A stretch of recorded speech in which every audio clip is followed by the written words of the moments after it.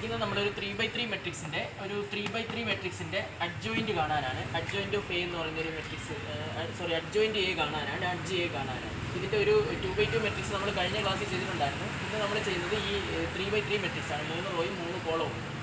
ഇതിനകത്ത് എ എന്ന് പറയുന്നൊരു മെട്രിക്സ് ഇതിലുണ്ട്. എ ഈക്വൽ ഇതാണ്. ഇതിൻ്റെ നമ്മൾ ഈ അഡ്ജോയിൻറ്റ് എ കാണുമ്പോൾ നമ്മൾ മുമ്പ് കഴിഞ്ഞ ക്ലാസ്സിൽ ചെയ്തതുപോലെ തന്നെ ഇത് ആദ്യം മൈനേഴ്സ് അങ്ങ് കാണുക. മൈനേഴ്സ് കാണുന്ന അറിയാമല്ലോ. മൈനേഴ്സിനെ റെപ്രസെൻറ്റ് ചെയ്താണ് എം എന്ന് പറയുന്നത്. കോഫാക്ടറിനെ സി എന്ന് പറഞ്ഞ് റെപ്രസെൻറ്റ് ചെയ്യുകയാണ്. നിങ്ങളുടെ ടെക്സ്റ്റിനകത്തൊക്കെ ചിലപ്പോൾ മൈനേഴ്സിന് എയും കോഫാക്ടേഴ്സിന് പിന്നെ എന്തുവാ വേറെ ലെറ്റേഴ്സൊക്കെയാണ്. മൈനേഴ്സിന് എമ്മും കോഫാക്ടറിന് എ എന്നൊക്കെ പറഞ്ഞാൽ മതി. അത് ഏത് ലെറ്റർ ആയാലും കുഴപ്പമില്ല. നമ്മൾ ഈ പറഞ്ഞ മൈനേഴ്സിന് ഞാനിവിടെ കൊടുത്തിരിക്കുന്ന എമ്മും കോഫാക്ടേഴ്സിന് സിയും ആണ്. അപ്പോൾ അതനുസരിച്ചാണ് നമ്മൾ ചെയ്യുന്നത്. ആദ്യം ഇതിൻ്റെ M11 കാണണം. 11 കാണാൻ അറിയാമല്ലോ. ഇത് ഈ റോയും ഈ കോളം ഒഴിവാക്കും. ബാക്കി പിന്നെ ഈ ഭാഗം ഇത്രയും കിട്ടി. ഇതിനെ ഒരു ഡിറ്റർമിനൻറ്റ് കണക്കാക്കി സോൾവ് ചെയ്യുക. അപ്പോൾ കിട്ടുന്ന ആൻസറാണ് ഈ 3 എന്ന് പറയുന്നത്. അതുപോലെ തന്നെ M12 കാണുക. 1 എന്ന് പറയുന്ന ഫസ്റ്റ് റോയും പിന്നെ എന്താ ഫസ്റ്റ് റോയിലെ രണ്ടാമത്തെ കോളം അത് ടി പോലെ ഇതങ്ങ് ഒഴിവാക്കും. ബാക്കി പിന്നെ കിട്ടുന്നത് ഇതും പിന്നെ ഇതുമാണ്. അതിനൊരു ഡിറ്റർമിനൻറ്റ് കണക്കാക്കി ക്രോസ് ചെയ്ത് എന്ത് ചെയ്യുക, സബ്സ്റ്റിറ്റ്യൂട്ട് ചെയ്ത് വാല്യൂ ചെയ്യുന്ന ഫൈനൽ റിസൾട്ട് മാത്രമാണ് ഞാൻ എഴുതിയിരിക്കുന്നത്.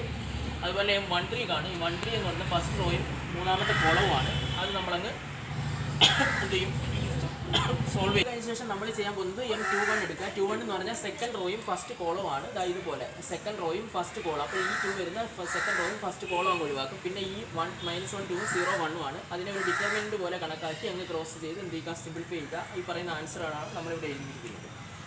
അപ്പോൾ ഇതുപോലെ ഇത് സിംപ്ലിഫൈ ചെയ്യാനായിട്ട് മുൻപത്തെ വീഡിയോയിൽ കൊടുത്തിട്ടുണ്ട്. അത് നോക്കി പഠിക്കുക. അതനുസരിച്ച് ഇത് ചെയ്ത ആൻസറാണ് ഈ മൈനേഴ്സ് ആയിട്ട് ഇരിക്കുന്നത്. ഇനി കോഫാക്ടർ എഴുതാൻ അറിയാമല്ലോ. കോഫാക്ടർ പറഞ്ഞാൽ ഇവിടെ കിടക്കുന്ന സി ഈ സി എം മാറ്റി സി അങ്ങ് കൊടുത്താൽ മതി. ഇവിടെ എല്ലാം സി അങ്ങ് കൊടുത്താൽ മാത്രം മതി. എന്നിട്ട് ഈ 11 എടുത്തെഴുതുക, 12 എടുത്തെഴുതുക. ഇതിനകത്ത് ഈ 11 ആഡ് ചെയ്യുമ്പോൾ ഈവൻ നമ്പറാണ്, 2 കിട്ടും. അതുകൊണ്ട് ഇവിടെ ആ നമ്പർ മാത്രം എഴുതും. 12 എന്ന് പറഞ്ഞാൽ എന്താണ്, ആഡ് ചെയ്യുമ്പോൾ 3 കിട്ടും. 3 എന്ന് പറഞ്ഞാൽ ഓഡ് നമ്പർ ആയതുകൊണ്ട് അതിനൊരു മൈനസ് കൊടുത്തങ്ങ് എഴുതണം. 13 എന്ന് പറയുന്നത് എന്തുവാ, ഇത് ആഡ് ചെയ്യുമ്പോൾ 4 ആണ്. അത് പിന്നെ ഒന്നും ചെയ്യേണ്ട, ആ ആൻസർ മാത്രം എടുത്തങ്ങ് എഴുതിയാൽ മതി.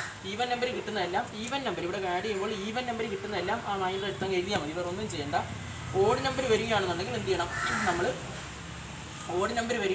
നമ്മൾ ഈ പറഞ്ഞ ഈ ഇവിടെ കിടക്കുന്ന ആൻസറിനകത്ത് ഒരു മൈനസ് കൂടെ കൊടുക്കുക. ഇപ്പോൾ എന്താ, ഇതൊരു ഓഡ് നമ്പറാണ്. 2 1 കൂടെ ആഡ് ചെയ്യുമ്പോൾ 3 ആണ്.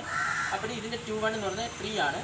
ആ 3 ആഡ് ചെയ്യുമ്പോൾ ഒരു മൈനസ് കൊടുക്കണം. ആ മൈനസ് ഈ മൈനസ് കൂടെ ചേർത്ത് പ്ലസ് ആവും. അതുകൊണ്ടാണ് അവിടെ സൈൻ ഒന്നും കൊടുക്കാത്തത്. അതുപോലെ ബാക്കി കാര്യങ്ങളെല്ലാം ഇതുപോലെ ഇട്ട് എഴുതുക. സിമ്പിളാണ്. അതിനുശേഷം ഇതിപ്പോൾ ഒരു മെട്രിക്സ് കണക്കാക്കിയാണ് ഞാനിങ്ങനെ എഴുതിയിരിക്കുന്നത്. കണ്ടല്ലോ, ഇങ്ങനെ 3 റോയും 3 കോളവും വരുന്ന രീതിയിൽ. ഇതിനകത്ത് അഡ്ജ് എഴുതുമ്പോൾ തന്നെ ഈ റോ വരുന്നതിനെ കോളമാക്കി എഴുതുക. 3 - 12 6 അതിനെ താഴോട്ട് എഴുതുന്നു. അതുപോലെ ഈ റോയെ എടുത്ത് കോളമായിട്ട് താഴോട്ട് എഴുതുന്നു. ഈ റോയെ എടുത്ത് നമ്മൾ കോളമായിട്ട് താഴോട്ട് എഴുതുന്നു. ഇങ്ങനെയാണ് നമ്മളിതിൻ്റെ അഡ്ജോയിൻറ്റ് എ കാണുന്നത്. പിന്നെ തിരിച്ചിങ്ങനെ എഴുതുന്നതിനെ ട്രാൻസ്പോസ് എടുക്കുക എന്ന് പറയും. റോ എടുത്ത് കോളം എടുത്ത് റോ ആയിട്ട് തിരിച്ചെഴുതുന്നതിന് നമ്മൾ ട്രാൻസ്പോസ് എന്നാണ് പറയുന്നത്.